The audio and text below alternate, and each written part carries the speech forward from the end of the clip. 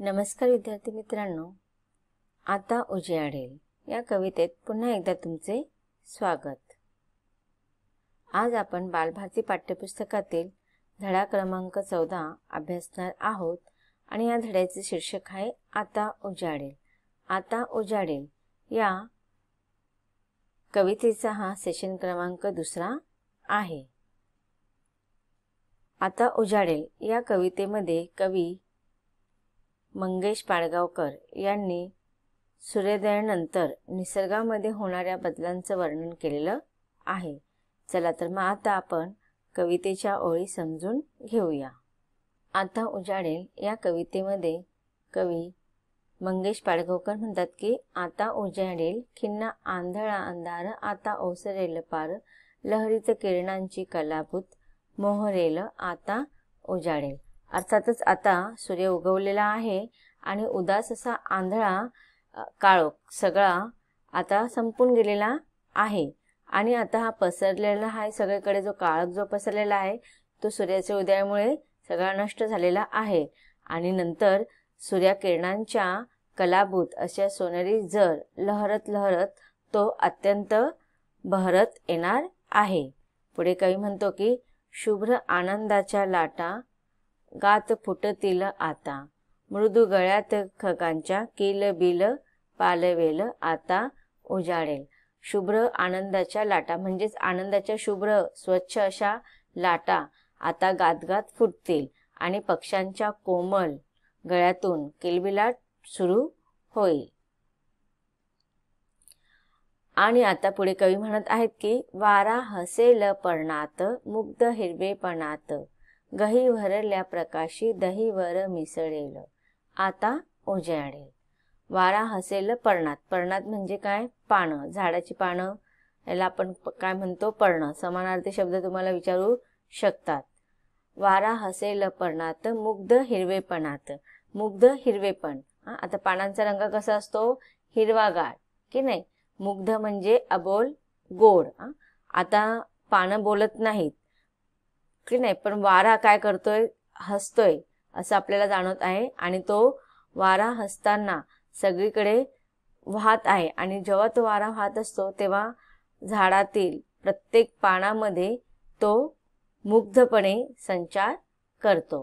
म्हणजेच काय की त्या पानांमध्ये जो हिरवेपणा आहे तो अजूनच दाट झालेला आहे। म्हणजेच काय? आनंदाच्या शुभ्र लाटा जेव्हा गात गात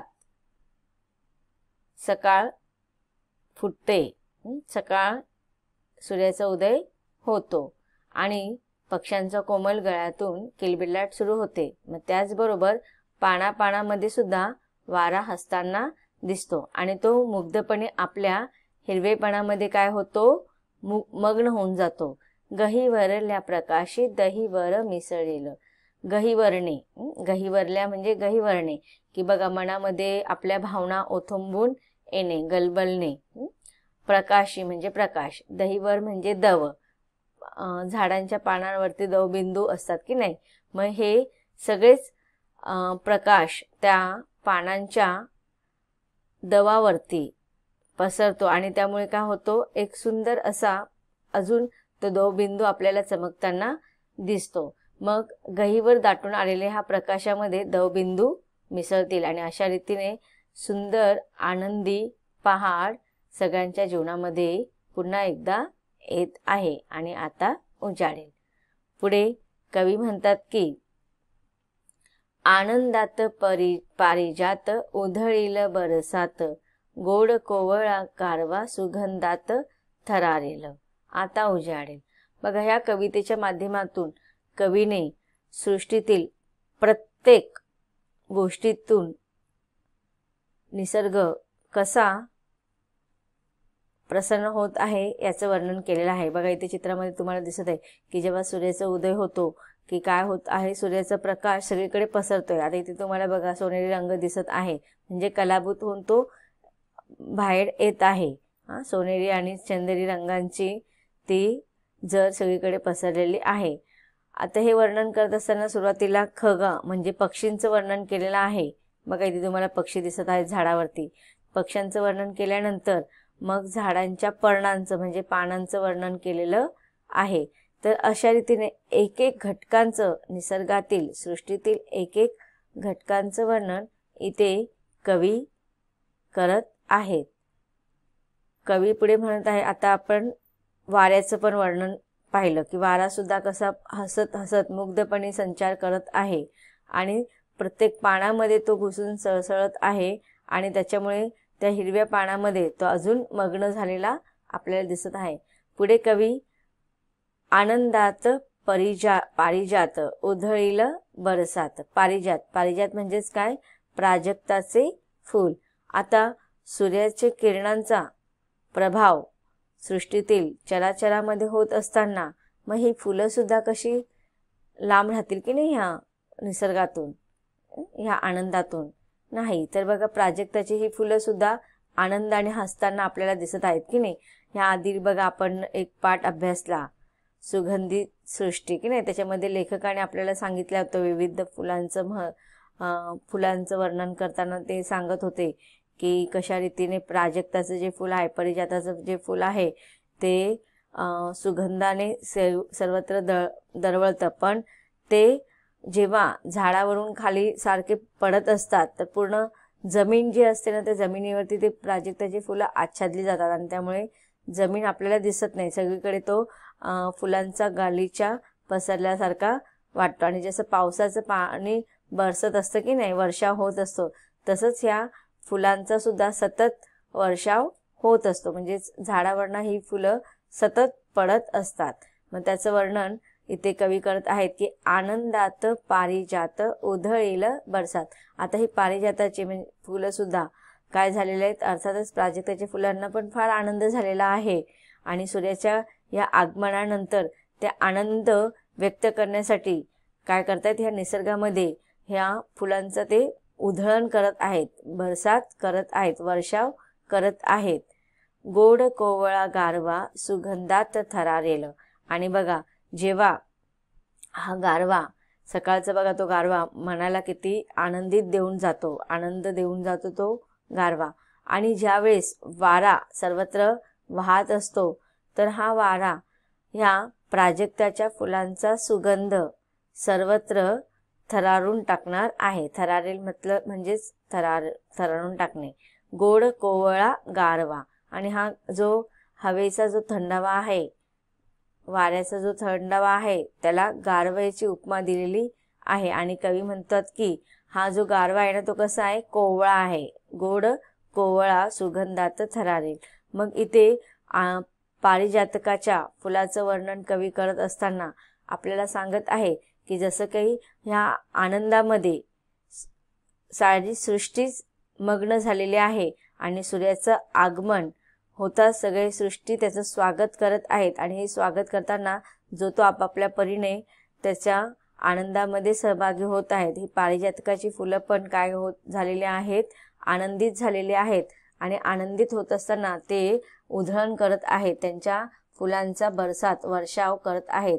आणि असा हा गारवा जेव्हा वारा सर्वत्र पसरत असतो तर ह्या प्राजक्तांच्या फुलांचा सुगंध सुद्धा सगळीकडे पसरवत असतो। आणि हा सुगंध पसरवत असताना सर्वत्र गोड कोवळा गारवा सुगंधात कवी म्हणत आहे की बघा, ह्या सृष्टीचा प्रत्येक अंग प्रत्यंग या सूर्याच्या आगमनाने, सूर्याच्या उदयाने काय झालेला आहे, जसा रात्रीच्या काळोखामध्ये पक्षी घरट्यात झोपतात, पानं सुद्धा असं कल्पना करत आहे की ह्या काळोखामध्ये पानांनी सुद्धा ते निशब्द झालेले आहेत, तसेच हे पारिजाताचे जे फुलं आहेत ते कळीच्या याच्यामध्ये असल्या कारणाने ते सुद्धा झोपी गेलेले आहेत। आणि ह्या काळ्याकुट्टा अंधाराचा जेव्हा नाश होतो आणि सूर्याचा उगम होतो तर हे सृष्टीतील प्रत्येक अंग प्रत्यंग या निसर्गाच्या सानिध्यात असलेले सूर्याच्या आगमनानंतर, सूर्योदय झाल्यानंतर ते सुद्धा आपलं आनंद व्यक्त करत आहेत। आणि ह्या आनंदामध्ये कळीचं रूपांतर झालेलं फूल, पारिजातकाचं फूल, प्राजक्ताचं फूल आनंदाने सर्वत्र आनंदाचा वर्षाव करत आहे। आणि हा वर्षाव उधळत जेव्हा त्याचा सुगंध गारवामध्ये पसरतो, वाऱ्या जेव्हा तो पसरवतो, गोड कोवळा गारवा सुगंधात थरारेल. आणि हा गोड कोवळा गारवा सुगंधाने थरथरून जात आहे. आता उजाडेल उजाडेल आता उजाडेल. म्हणजेच कवी इथे सांगत आहे की जसं मनुष्याच्या जीवनामध्ये निराशा असते, काळोख रूपी अंधार रूपी निराशा असते, तसंच सृष्टीतील प्रत्येक अंगामध्ये प्रत्यंगामध्ये असा हा अंधारामध्ये आलेला हा निराश रूपी काळोख होता आणि आता तो नष्ट झालेला आहे. आणि सूर्याच्या आगमनाबरोबर प्रत्येकाने आपला आनंद व्यक्त करायला सुरुवात केलेली आहे. आता कवी पुढे म्हणत आहेत की फुलतील नकळत कळ्यातले देवदूत, निळा सोनेरी गौरव दिशातून उमलेल, आता उजाडेल आता उजाडेल. बघा, फुलतील नकळत कळ्यातले देवदूत.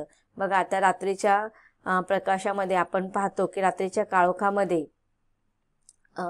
झाडं वेली सगळे झोपलेले असतात. तसेच हे फुलझाडं जे असतात त्यांच्या कळ्या सुद्धा असतात ना, त्या काय झालेल्या असतात, रूपांतर कळ्या झालेल्या असतात. आणि नंतर मग रात्री आपण जेव्हा संध्याकाळी बघा झोपेच्या आधी बघतो की त्या झाडावरती कळी असते आणि सकाळी आपण उठून पाहतो तर त्या कळीचं काय झालेलं असतं, फुल उमललेलं असतं. सुगंधीची सृष्टीमध्ये आपण ह्या पाठामध्ये पण पाहिलं की जेव्हा त्याने मोगऱ्याचं लेखकाने फूल लावलेलं होतं, मोगऱ्याचं झाड लावलेलं होतं आणि तेव्हा जे संध्याकाळी त्याने पाहिलं की त्या मोगऱ्याचा जो हिरवट रंगाचा मुगाचा सारखा दाणा होता तो हळूहळू एक पाकळी बाहेर उमलू लागली होती. पण जेव्हा काळोखामध्ये पाहिलं तर त्याने ती कळी फुललेली नव्हती, पण सकाळी त्या मोगऱ्याचं फूल फुललेलं होतं. तसंच मग फुलतील नकळत कळ्यातले देवदूत.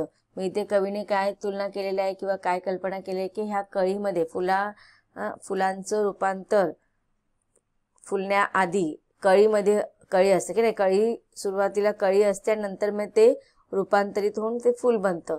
तसंच मग ह्या कळ्या रूपी जे देवदूत आहेत, देवदूत म्हणजेच काय, आपण म्हणतो की ईश्वराला सुद्धा आपण देवदूत म्हणतो. मग ह्या कळ्यामध्ये लपलेले जे देवदूत आहे ते काय करतात, फुलातून नकळत बाहेर पडतात आणि निळा सोनेरी गौरव दिशातून उमलेलं, आता उजाडेल आता उजाडेल.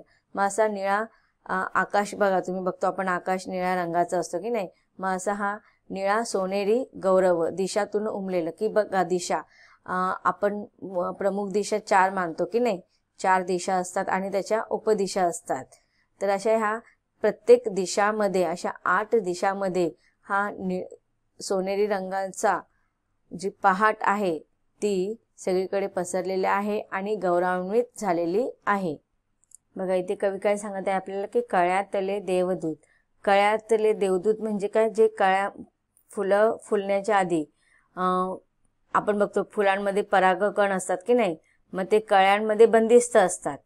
कळ्यांचं फुलांमध्ये रूपांतर होण्याआधी त्या कळ्यांमध्ये ते परागकण बंदिस्त असतात. म्हणजेच कळ्यांतले देवदूत म्हणजेच काय, कळ्यांमध्ये असलेले ते परागकणांना इथे देवदूत ही उपमा दिलेली आहे. मग असे हे कळ्यातले देवदूत नकळत फुलांमध्ये फुलतात आणि मग ते परागकण आपल्याला दिसू लागतात. म्हणजेच ते देवदूत आपल्याला दिसतात, ते देवदूताचं दर्शन आपल्याला होतं. आणि अशा रीतीने निळ्या सोनेरी रंगांची ही सकाळची पहाट 4ही दिशांमध्ये पसरलेली आहे. आता आपण बघतो की जेव्हा सूर्याचा प्रकाश सर्वत्र पसरतो, असा आहे का तो पूर्वेलाच दिसतो आणि पश्चिमेलाच दिसतो, उत्तर आणि दक्षिणेला दिसत नाही किंवा नैऋत्येला वायुव्य दिसत नाही, असं नाही. तर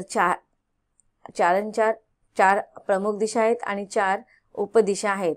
पूर्व, पश्चिम, उत्तर, दक्षिण, वायुव्य, नैऋत्य, आग्नेय ह्या उपदिशा आहेत आणि प्रमुख 4 दिशा, अशा 8 दिशा आहेत टोटल.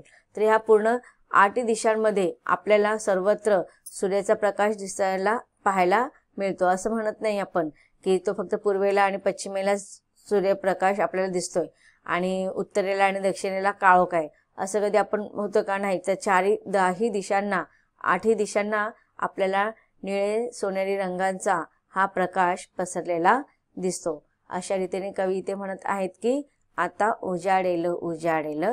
आता प्रत्येकाच्या जीवनातील हा अंधारूपी काळोख नष्ट होणार आहे आणि सूर्याच्या प्रकाशारूपी दिवस म्हणजेच आनंदाचं किंवा निराशा जाऊन आशा, आनंद, सुख सगळ्यांच्या जीवनामध्ये येणार आहे.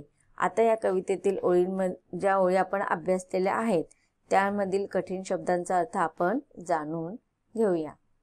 कवितेमध्ये आलेल्या कठीण शब्दांचा अर्थ पाहूया. शब्दार्थ: पर्णात पानात, मुग्ध अबोल गोड, गहिवरल्या मनात गलबललेला, दहीवर दव, पारिजात प्राजक्त, बरसात वर्षाव, थरारेल थरथरेल, उमलेल फुलेल. तर विद्यार्थी मित्रांनो, आपण कवितेतील ओळींचा अर्थ समजून घेतलेला आहे. उर्वरित कवितेच्या ओळींचा अर्थही आपल्याला समजून घ्यायचा आहे, परंतु त्याचा अभ्यास आपण पाठाच्या पुढील भागात करणार आहोत. धन्यवाद.